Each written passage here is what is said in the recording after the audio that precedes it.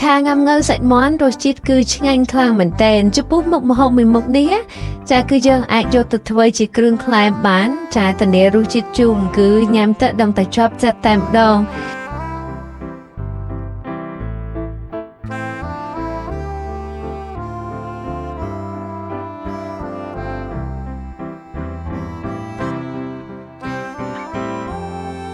អញ្ចឹងដើម្បីកុំឲ្យខាត់ពេលយូរសូមមកតាមដានពីវិធីធ្វើដំបូងនោះគឺយើងកាប់សាច់មាន់ចាជាដុំទៅតូចល្មមហើយបន្ទាប់មកយើងយកម្លីងឲ្យឡើងក្រហមល្អសិនណាចាយើងលីងនឹងយកបើកភ្លើងឲ្យរាងខ្លាំងតិចមកបងប្អូនដើម្បីឲ្យសាច់មាន់របស់យើងមើលទៅឃើញក្រហមល្អ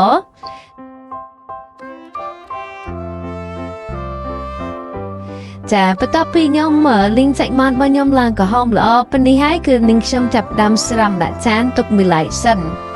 ចាបន្ទាប់ពីយើងស្រង់សាច់មាន់របស់យើងទុកដាក់ចានមួយឡែកទេឥឡូវយើងចាប់ផ្ដើមដាក់ខ្ទះថ្មីចាដាក់ប្រេងឆាហើយយើងបំពងខ្ទឹមសយើងឲ្យឡើងក្រហមហើយដាក់ម្ទេសចូលចំពោះម្ទេសបងប្អូនដាក់តាមចំណូលចិត្តបន្ទាប់ពីម្ទេសហើយនឹងខ្ទឹមរបស់យើងឡើងក្រហមល្អប៉ុណ្នេះហើយចាយើងថែមគ្រឿងមានដូចជាទឹកប្រេងខ្យងបន្តិចចាប៊ីចេងបន្តិចទឹកត្រីបន្តិចហើយនិងស្ករសបន្តិចផងដែរចំពោះគ្រឿងទេសនេះគឺយើងដាក់តែមួយមុខបន្តិចទេណាបងប្អូនជាពិសេសយើងប្រយ័ត្នជាងគេគឺទឹកត្រីនឹងតែម្ដងពីព្រោះអីញ៉ាំងៅរបស់យើងនឹងគឺមានជាតិប្រៃហើយចាអញ្ចឹងយើងមិនបាច់ចាំដាក់ទឹកត្រីច្រើនពេកទេដាក់តែបន្តិចទៅបាន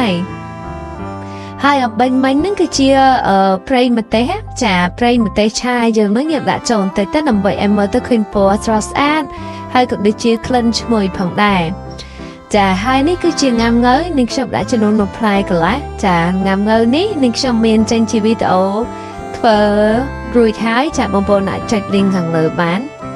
ចាបន្ទាប់ពីយើងលីងញ៉ាំងើជាមួយនឹងគ្រឿងរបស់យើងរៀងចូលជាតិគ្នាហើយយើងចាប់ផ្ដើមចាក់សាច់មាន់យើងចូលតែម្ដង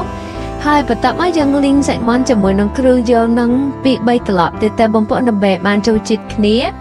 ចាក្លិនគឺឈ្ងុយមែនតើចារំទៅគឺឈ្ងុយឆ្ងាញ់ហ្មងហើយចំពោះគ្រឿងយើងថែមតែមួយមុខតិចចឹងទៅគឺឆ្ងាញ់ហើយបងប្អូនណាចាពួកអីវាជាតិចេញពីញ៉ាំងើគឺឆ្ងាញ់ខ្លាំងហ្មងហើយចំបញ្ចប់នៃវីដេអូនេះគឺនាងខ្ញុំរយសក្តិមហើយនឹងជីវ៉ាន់សុយចារយមើលទៅឲ្យឃើញសកម្មភាពស្អាតផងហើយនឹងមានក្លិនឈ្ងុយផងចាបន្ទាប់ពីនោះមកយើងបិទភ្លើងទៅបងប្អូនឆ្អិនហើយយើងអត់លីងយូរទេដោយសារតែសាច់មាន់ហ្នឹងយើងលីងវាឆ្អិនម្ដងហើយអញ្ចឹងទៅដល់ពេលលើកនេះយើងអត់លីងយូរទេចាឥឡូវនេះឆាងាំងើសាច់មាន់របស់នាងខ្ញុំគឺឆ្អិនដូចរាល់ហើយនាងខ្ញុំក៏សូមអរគុណបងប្អូនដែលបានតាមដានទស្សនានៅវីដេអូមួយនេះសង្ឃឹមថាបងប្អូននឹងពេញចិត្តផងដែរ